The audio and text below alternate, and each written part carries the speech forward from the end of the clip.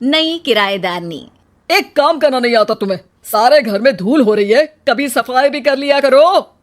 यहाँ पूरा दिन लगकर दोनों बाप बेटे का काम करो, साथ में ताने भी सुनो।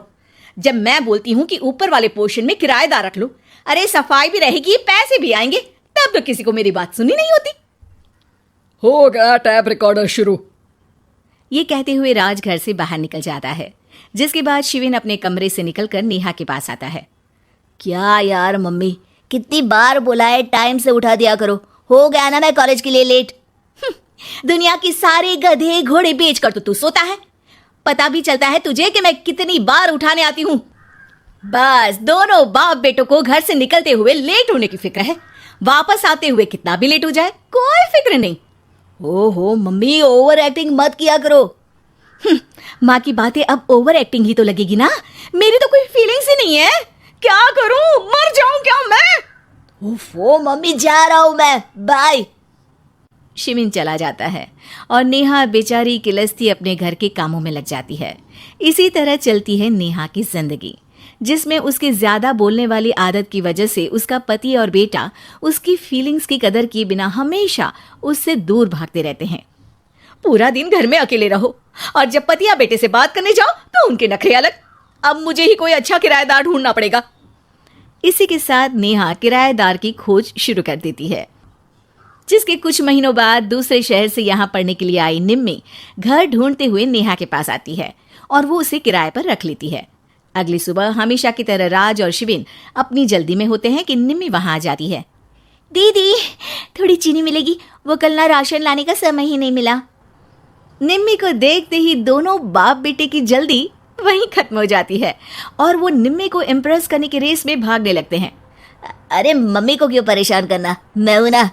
अरे तूने आज तक कभी किचन की शक्ल भी देखी है? रुको मैं लेकर आता हूँ। चीनी का डिब्बा कौन सा है और कहाँ रखा है वो तो पता नहीं है दोनों को, फिर चीनी के अपने मुंह से निकलने जा रहे हो किचन में। अरे मैं तो बस तुम्हारी मदद करने के लिए बोल रहा था। है क्या मदद? और वो भी तुम करोगे? सच में? अरे कोई तो सच बताओ, सुबह सुबह दोनों बाप बेटे कोई सूखा नशा करके तो नहीं आ गए ना? अरे कैसी बेकार की बातें करती हो मम्मी। अरे जब कौवा अचानक हंस की चाल चलने लगेगा तो शक होना तो लाजमी है ना। घर का ऐसा माहौल देख निम्मी वहां से जाने ही लगती है कि राज उसे रोक लेता है। अरे आपने चीनी तो ली ही नहीं? इट्स ओके भैया, मैं आज बिना चाय की ही कॉलेज चली जाऊंगी। जहां एक तरफ भैया सुन राज का दिल टूट जाता है, वहीं कॉलेज सुन शिविन खुश हो जाता है। वैसे आप कौन से कॉलेज में हो? इस पर निम्मी जवाब देने ही वाली होती है, लेकिन नेहा टोकते हुए बीच में बोल पड़ती है। अब दोनों को देर नहीं हो रही। हद है इनसे भी, कहीं बात बनने ही नहीं देंगी मेरी तो। अरे जा रहे, अब यहाँ बचाई क्या है? इस पर निम्मी के पीछे पीछे शिविन कॉलेज की तरफ और राज ऑफिस चला जाता है। इसी तरह दिन बीतने लगते हैं, जिसमें अब सुबह जल्दी जाना और शाम लेट आने का सिलसिला सुबह लेट जाना और शाम जल्दी आने में बदल जाता है।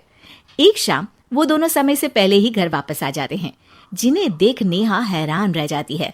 हाय मेरे रब्बा, अरे पहले घर जल्दी आना शुरू कर दिया और आज तो उससे भी जल्दी। कहीं मैं कोई सपना तो नहीं देख रही? मतलब अब क्या हम अपने घर भी जल्दी वापस नहीं आ सकते?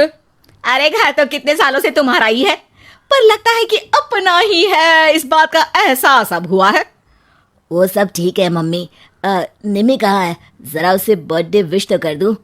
अरे वाह रे, आज तक तो अपनी माँ का बर्थडे तुझे याद नहीं रहा, उसका बहुत याद है। वो तो मुझे पापा ने याद दिलाया है। अरे क्या बोल रहे हो तुम, झूठे?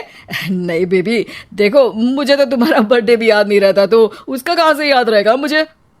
तौबा, मैंने तो किराएदार रखकर अपने ही पैर पर कुल्हाड़ी मार ली।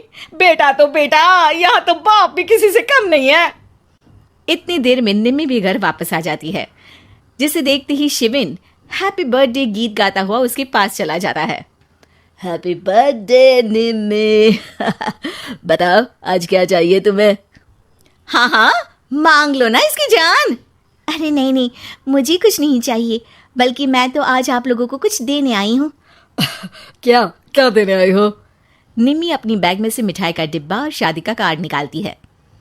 ये मेरी शादी का कार्ड और मिठाई, आप सबको मेरी शादी में जरूर आना है और इसी खुशी में मिठाई खाइए। निम्मी की बात सुनकर जहां शिवीन और राज शौक में आ जाते हैं, वहीं नेहा हंसने लगती है। दिल के अरमां आंसुओं में बह गए। नेहा की बात से कंफ्यूज्ड निम्मी उससे इसकी वजह पूछती है, जिस पर नेहा अपने पति और बेटे की सारी करामातें उसे बताती है। आई कांट बिलीव आपको मैंने भैया बोला, और शिविन तुम्हें तो मैं हमेशा छोटे भाई की तरह समझती हूँ, लेकिन कहते हैं ना man will be always man. लेकिन आज से ये वुमेन सेम नहीं रहेगी इनके लिए। फिर क्या, बाप बेटे आगे आगे और नेहा झाड़ू लेकर उनके पीछे पीछे।